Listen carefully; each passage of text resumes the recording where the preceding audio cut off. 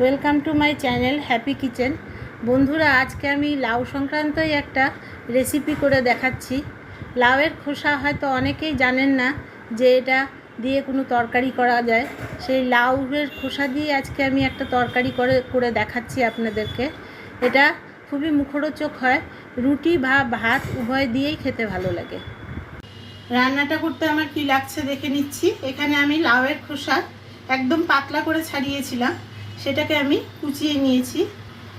এখানটা আমি ছোট ছোট 3টে আলু কুচিয়ে নিয়েছি, তবে লাউয়ের খোসার থেকে একটু মোটা করে কুচিয়েছি।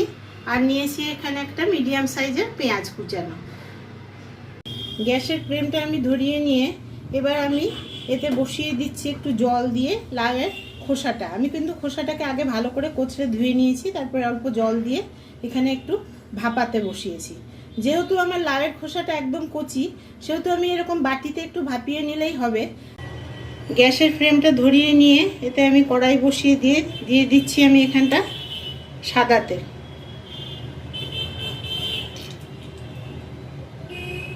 এখানে আমি তেলটা গরম হওয়া অবধি একটু অপেক্ষা করব। তেলটা গরম হয়ে গিয়েছে, এবার এতে দিয়ে দিচ্ছি একটা শুকনো লঙ্কা, দিয়ে একটু এটা ভেজে নেব। লঙ্কা ভাজার পরে এতে দিয়ে দিচ্ছি আমি হাফ চামচ, আর ছোটো চামচের হাফ চামচ মতন কালো জিরা,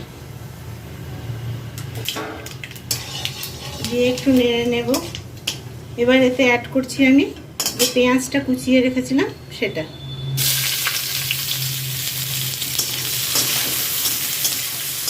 পেঁয়াজটা দেওয়ার পরে আমি এটাকে একটু হালকা করে ভেজে নেব। হালকা করে আমার পেঁয়াজটা ভাজা হয়ে গেছে, এবার এতে আমি দিয়ে দিচ্ছি কুচনো আলুগুলো। এটাকে ভালো করে নেড়ে ছেড়ে প্রথমে আলুটাকে আমি আধা ভাজা মতন করে নেব। আলুও আমার মোটামুটি ভাজা হয়ে এসেছে। এবার এতে অ্যাড করছি আমি যে ভাপিয়ে রেখেছিলাম লাউয়ের খোসা, জল ঝরিয়ে নিয়ে সেটা অ্যাড করে দিচ্ছি। দিয়ে এটা মিশিয়ে এটাকে আমি কিছুক্ষণ ধরে ভেজে নেব।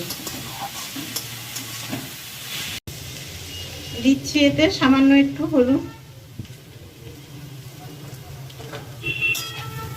এটাকে ভালো করে নেড়ে ছেড়ে নেব।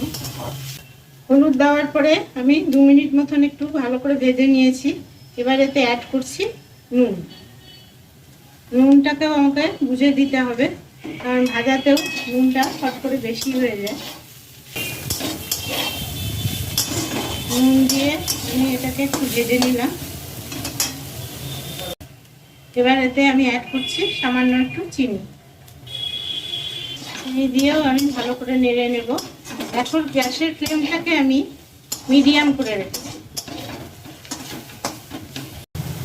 ভাজাটা আমার হয়ে এসেছে। এবার এতে দিয়ে দিচ্ছি আমি এরকম ছোট চামচে 2 চামচ মতন পোস্ত।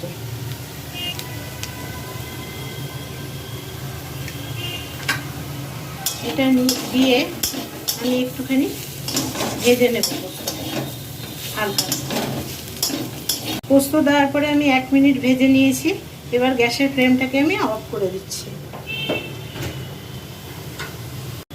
আর 1 মিনিটের জন্য ঢাকা দিয়ে এটাকে রেখে দিচ্ছি।